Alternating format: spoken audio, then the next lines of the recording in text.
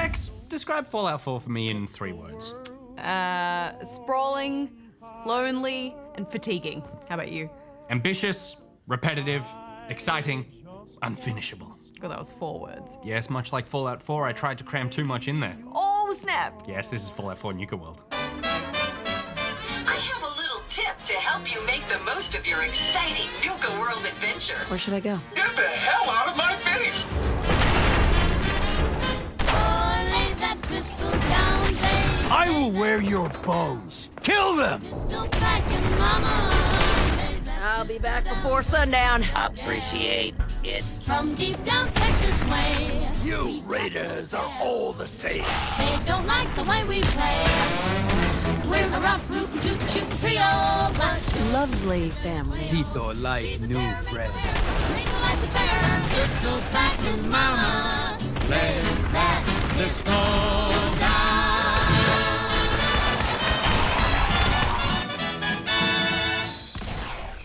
Nuka World is Fallout 4's final piece of DLC, and it's a big story one. I wanted to get some help and go back with them, but didn't count on taking a bullet. That's what trust gets you out here in the Commonwealth. The expansion starts when you meet Harvey, a dying stranger asking for your help to save his family from a group of raiders who have taken over the Nuka World theme park. But Harvey's a goddamn liar. Harvey bagged another sucker to help his family. And he was just the bait to lure you into running a nightmarish gauntlet of death while raiders look on like kids at Disneyland. We got ourselves some fresh meat to rub in the closet. Thankfully though, someone is on your side. Gage, a raider with a surly attitude and an incredibly uncomfortable looking eye patch, This operation needs someone to step in and take the reins. who helps you survive the gauntlet, defeat the boss with the help of a water pistol, and then just like that, you become king of Nuka World. What the hell just happened? Which seems like a terrible way to promote someone. I mean, total stranger comes in and kills the current boss, so they become the new boss? Yes, it's how I got the job here. But my first act as boss was to make sure Harvey got what was coming to him. He's a devil. He's a dog.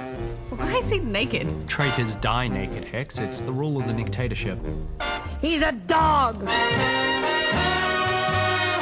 And the problem you, as leader, now face is that within Nuka World, there are sections that still aren't raider occupied, which is surprising because there are no less than 3 separate raider gangs in the park, so you'll need to convince them you're the person for the job.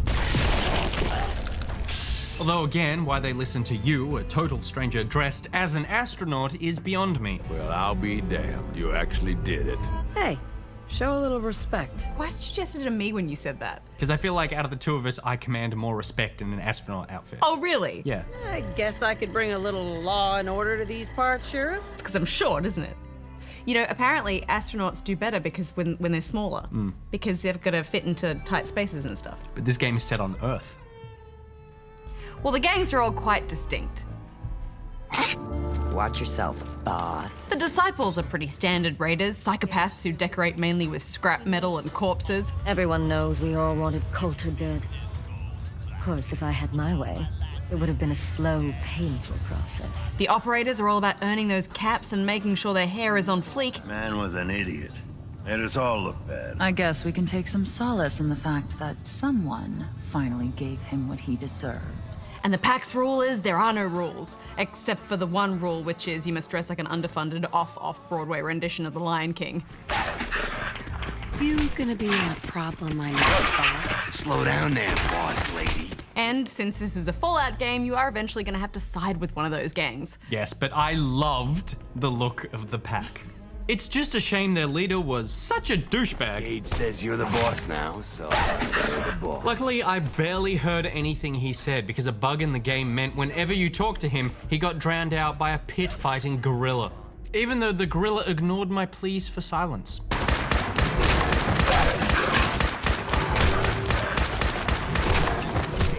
Oh, What? It didn't ask for that life. you're a murderer. Hey, take it up with the pack. After you meet the gangs, Gage tells you the park is broken up into 6 sections. The gang's hub area, complete with a new hideout for you and a marketplace to stock up for the upcoming battles. What have you got? The medicine you need to set yourself free. And then 5 more zones for you to clear out and put under raider control. Are you feeling lost? pathetic.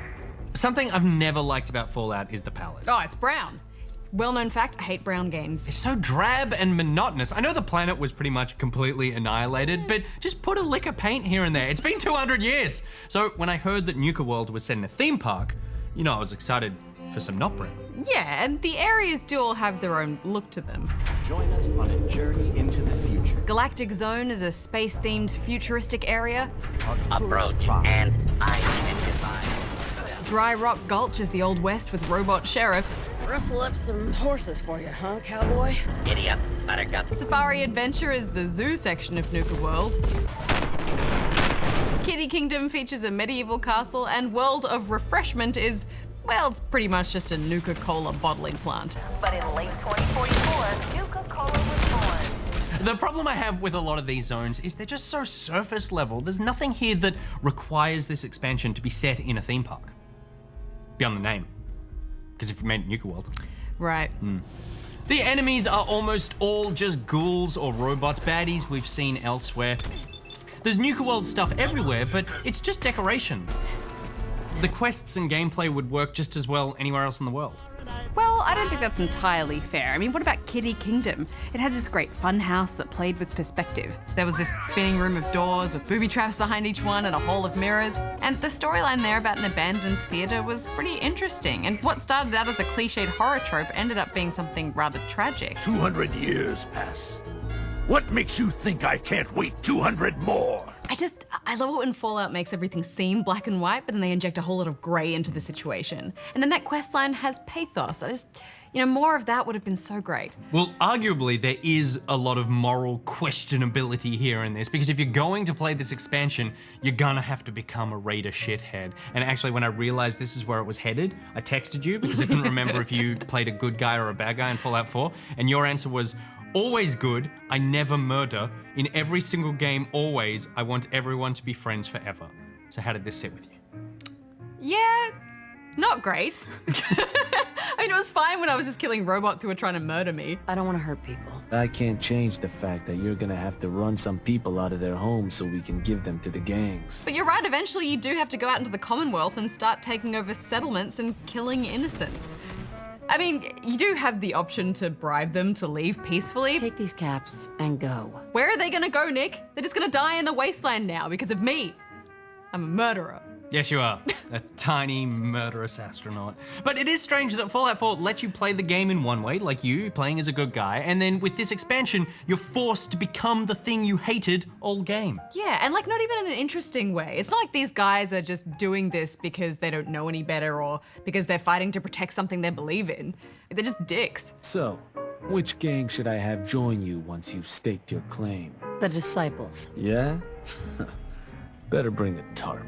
There's no subtlety at all. They're just constantly talking about wanting to kill people. Yeah, I think it's the problem that Fallout always has, right? It's the illusion of choice. The whole game feels like you're weaving your own story, but you reach these points where you realize no matter what, you were always gonna end up here. I already took everyone their orders. And I know that seems like nitpicking in a game that's so big and you can do so much in it, but if you spend 100 hours with a character, the choices you make and the moral code you give them, to me, that actually means something. Yeah, I mean, there's lots to do in Nuka World, but it's also nothing you haven't already experienced in previous Fallout adventures. I'm giving it 3 stars. Yeah, this is Fallout 4's final piece of DLC, and it's just a shame the note I'm going out on is one where I became the bad guy. I'm giving it 2.5. Although, at almost any point within it, you can just kill all the raiders in the park and the DLC ends. So you don't actually need to go raid all those settlements and stuff. No! Yeah. Why didn't you tell me that before? Because sometimes I just want to watch a tiny murderous astronaut burn. I know you mean that as an insult, but I think tiny murderous astronaut is kind of badass. I wear it as a badge of pride.